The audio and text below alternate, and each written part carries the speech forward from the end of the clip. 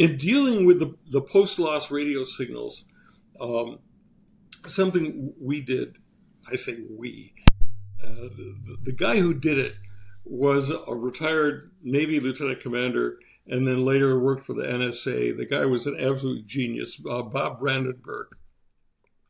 And Bob had access to these algorithms and programs that have been developed to assess. You take a signal and say, if we know this signal was sent on this frequency on this date and time from this location, what are the chances that it could be heard at this location? Yeah. And this is all quantified stuff. This is mathematics. And we had 135 alleged transmissions from Earhart, things that people had said, oh, I heard Earhart. And of those 135, we found 57 that we couldn't find an explanation for if they were not sent from her radio with her antenna system from Gardner Island. There's just no other explanation for it that we could find. Right. So, but that's the way we approached that. We also said, yeah, but to send those radio signals, if she's parked out there on the reef, she's landed at low tide, and that's fine. The airplane's there. But in order to recharge her battery, she's got to be able to run the engine. And to run the engine, the prop's got to clear. And the tide comes in and the tide goes out. So let's look at those 57 credible messages and track them back. We'll hindcast the tides. We'll survey the reef so that we can know the exact water level on the reef at a particular time on a particular date and compare that to the radio signals. And what we found astounded us. We found night after night after night. And it happens almost exclusively at night because that's when radio propagation is best.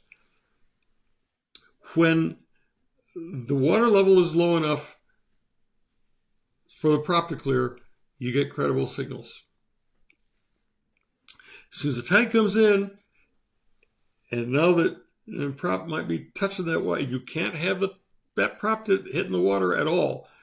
The signals stop. Yeah. And then they go again. Well, but can't she use the radio without running the engine? Sure she can, but she'd be stupid to do it because the battery she's using to send the radio signals is the same battery she's using to start the engine. And if she runs down her battery, she can't get her in. Yeah. But it tracks night after night after night. Which then also reminds me... Sorry, that's not coincidence. Yeah. That's not coincidence. Yeah. Which reminds me also of your point about, you talked about how she was incredibly resourceful once she was on the island.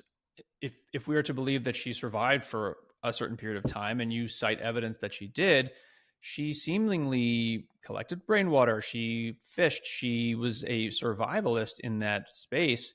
And the notion of being smart enough to run the propellers only when low tide, all those things, you kind of say, if she had been that adept in her aviation, she might not have been there in the first place. Yeah. I mean, she accomplished things as a castaway that were just fantastic.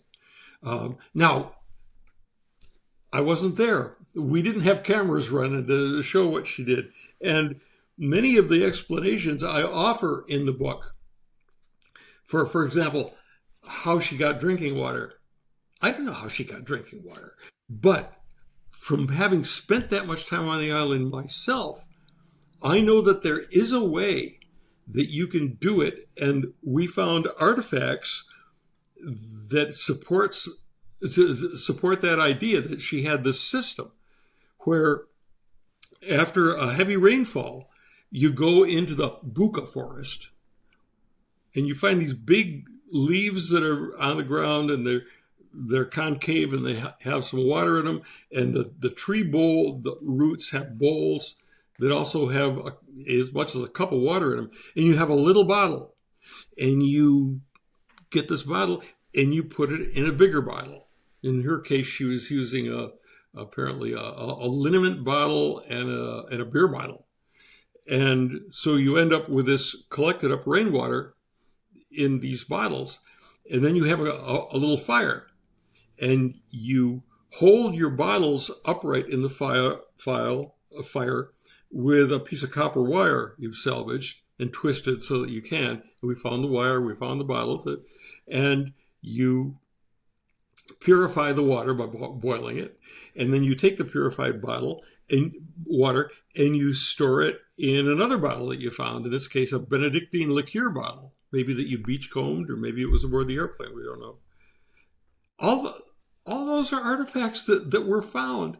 And you can put them together and say, well, she had things, and we know it's possible to do it because we've been there.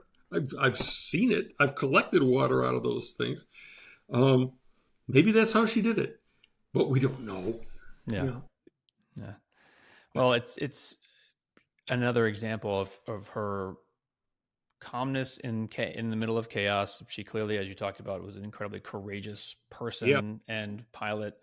And that really ultimately is more how she's remembered, regardless of technical skill, which is kind of a cool thing because she became more of a figurehead than anything. And we obviously like to have more of a positive view of people like that, which I get. Sure. I was struck. There was I think in your book, there are old pilots, there are bold pilots, but there are no old, bold pilots. And she strikes me as, obviously she was a bold pilot, and for better or for worse, there were so many things that had to go wrong for this to happen, but also there was an inevitability if you're not quite there as a pilot and you're taking these risks. But I guess let's end on this. It sounds like you came away and you still have a reverence for her. Oh yeah. That has, been enhanced by learning more about her. Yeah. And I can't, I've studied her for 35 years, and I can't say I know her. I can't say I understand her. I can't get into her head. I look at what she did and what she said, and what she really did, and there are things that make sense to me. I think what was really important to her was to be special. That was she wasn't about wealth. Her husband was about money. But, and she wanted the money to do the things she wanted to do that made her special. I think I start the book with a quote from Pancho Barnes that Pancho said years later, another great woman pilot. She said, there were dozens of women pilots that were better pilots than Amelia. But because she disappeared, and because of the attention that's paid to that, she became she got her greatest wish. She wanted to be the most famous woman pilot in history. And that's what she got. Probably not the way she intended to get it, but